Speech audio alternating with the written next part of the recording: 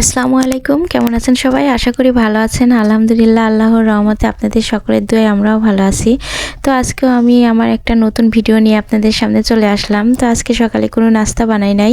তো গতকালকে ডিম ভুনা করেছিলাম আর উস্তো ভাজি করেছি, সেটাই কিছুটা আছে, সেটা দিয়েই আজকে আমাদের মা ছেলের সকালের খাবারটা করে নিয়েছি।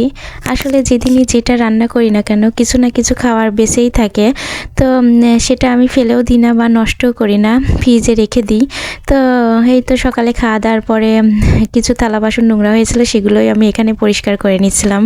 আচ্ছা বলুন তো, কার এলাকায় কেমন শীত পড়ছে? আমাদের কুষ্টিয়ায় তো সকাল থেকে অনেক কুয়াশা পড়েছে।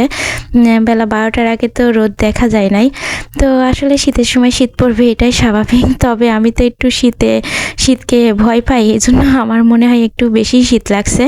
তো এই তো আমি থালা বাসনগুলো এখানে পরিষ্কার করে নিচ্ছিলাম।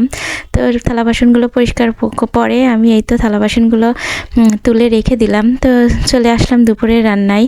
আজকে দুপুরে আমি ছোটো মাছ চচ্চড়ি করব আর ডাল রান্না করব। তো পাশের চুলায় আমি ডাল প্রেসারে চড়াই দিয়েছি, আর এখানে আমি আলু বেগুন দিয়ে ছোটো মাছ চচ্চড়ি করব।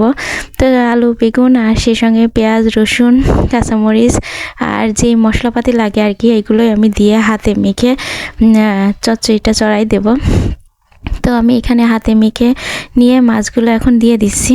আর ছোটো মাছের তরকারি তো আমি সবসময়ই বলি আমার অনেক ভালো লাগে খেতে। তো এই তো প্রেসারে আমি 2-3টা শীষ তুলে ডালটা সেদ্ধ করে নিয়েছি।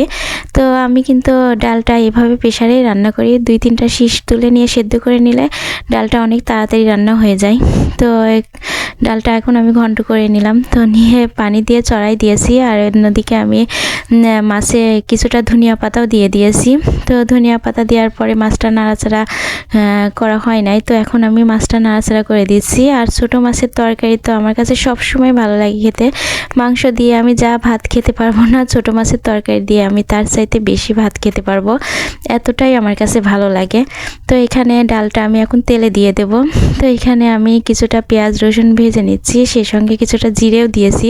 অনেকে পাঁচফোড়ন দেয়, আমি দিই না, কারণ আমার ছেলে পাঁচফোড়ন দিলে খেতে চায় না, তো এই জন্যই দিই না। তো এখন ডালটা আমি তেলে দিয়ে দেবো। তো এই তো, আর শীতের সময় ধনিয়া পাতা দিয়ে ডাল খেতে কে পছন্দ করেন? আমার তো অনেক ভালো লাগে। শীতের সময় সব তরকারিতেই আমি ধনিয়া পাতা দিই, কেন জানি আমার কাছে খুবই ভালো লাগে খেতে। তো ডালের সঙ্গে ধনিয়া পাতা দিলে তো আরও বেশি ভালো লাগে, তো আমার অনেক পছন্দ হয়, এই জন্যই আমি ডালে দিই। তো এই তো আমার ডাল রান্নাটাও হয়ে গেছে, এখানে ছোটো মাছের তরকারিটাও হয়ে গেছে।